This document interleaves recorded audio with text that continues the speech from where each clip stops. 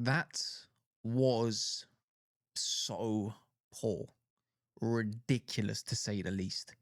Carrick needs to fix this very, very quickly because there's a lot on the line. Yeah, this coming summer. There's a lot. And there's always PR spins surrounding Manchester United, what we can and can't do. At some point, when it comes to talking about the ins and outs of our credit, what's it called, revolving facilities and the rest of it, of what we can and can't use, that will go. And that's a big issue in itself. And that's another thing for another day. Players have also got to step up because that result was coming. Smash the likes, people. You know what likes do? If you can, please hype up the video.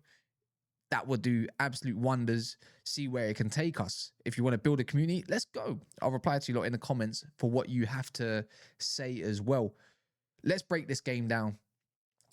That game could have went a lot worse if it was 11 men on the pitch for Newcastle. We could not gather any sort of momentum.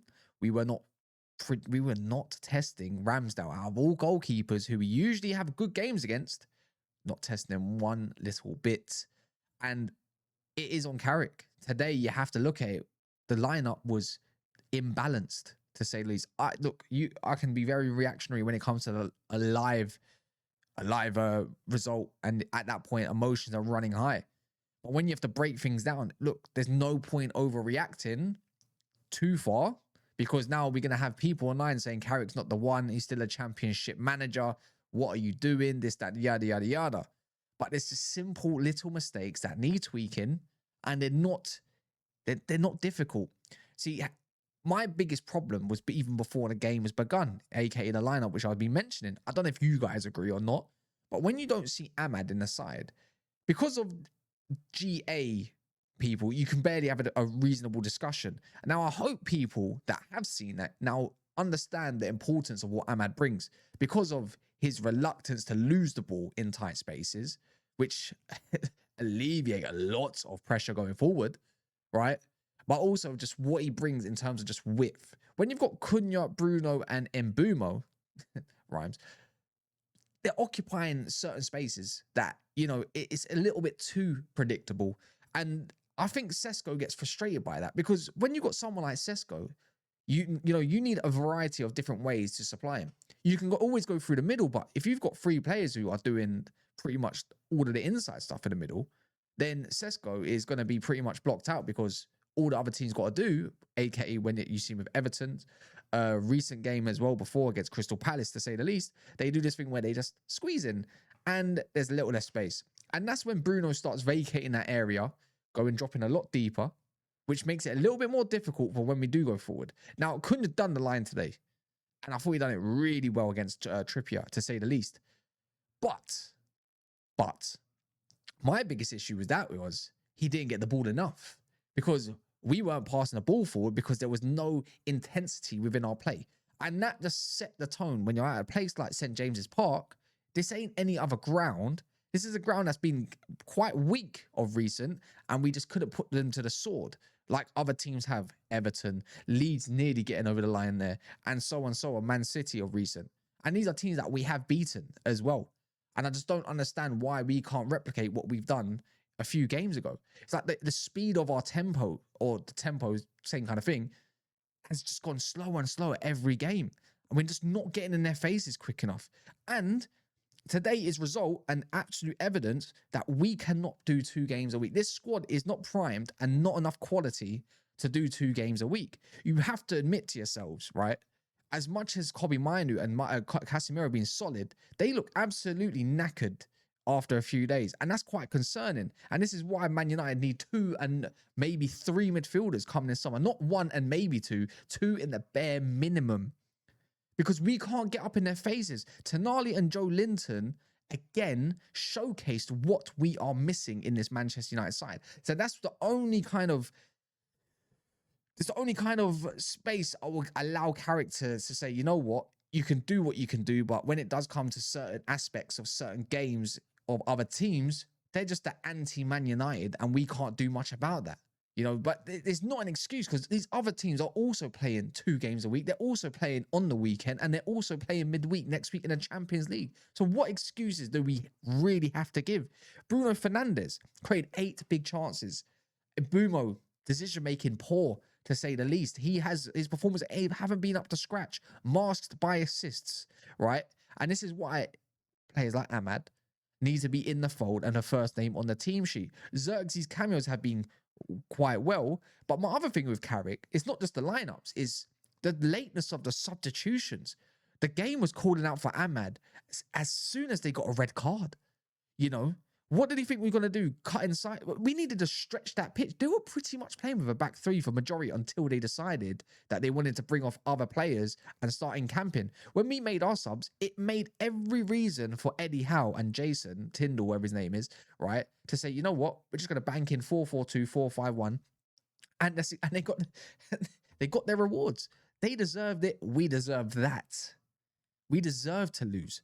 And the fact that they had 10 men after, what was it, 40 odd minutes, I think it was something along them lines, and we still discontinued to dominate the game with the extra man. Why have we failed to dominate the game? How can Agate come on the pitch after and have about 20 minutes and all of a sudden look like the best midfielder we've had in recent weeks?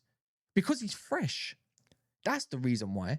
Because these lot, and that's evidence to show that these players can get quite knackered, especially in the midfield area. Now, I'm not doubting Michael Carrick and what he wants to do, but the pressing has got to change. Not every time we need to have two players go straight up the front of the face of the keeper or the defenders, and they just play it around us, and there's a big, huge gaping part in the midfield. Because when that happens, there's that space that Kobe and Casemiro are getting skipped, but there's no... Where's our defenders at? Why are... It's like we want to... It kind of reminds me of Ten Hag. Yeah?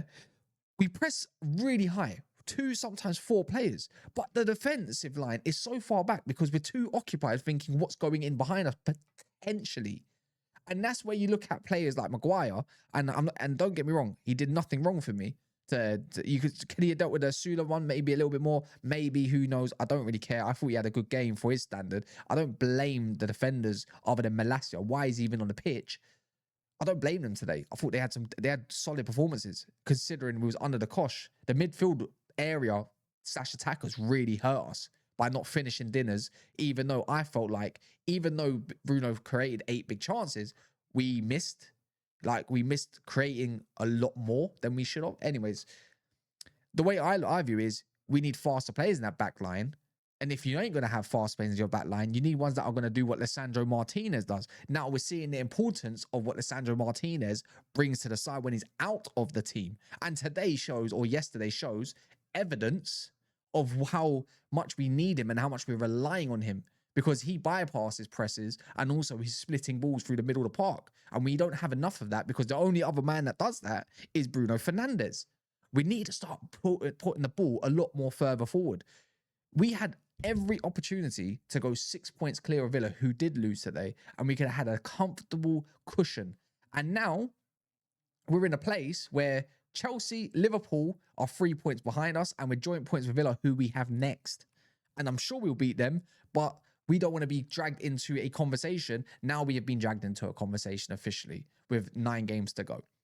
We don't know how Villa's going to react. We don't know how Chelsea's going to react, who have got Newcastle next, or Liverpool. We don't know. I don't even know who they got next, but I'm pretty sure it's someone at Anfield. I'm pretty sure. Could be Tottenham. It might be Tottenham. Again, simple mistakes. Not utilizing not utilizing the team to our strengths. Missing balance. We need Dorgu back after this break. I hope he's back. I'm not saying he's the answer, but again, it's all about the balance part of things. Him and Ahmad in Mbeumo on the pitch more up front, probably more suited than on the right wing at this moment of time, right? And maybe Cunha needs to go to the bench. Maybe Mbeumo needs to go to the bench. Maybe Sesko needs to go to the bench.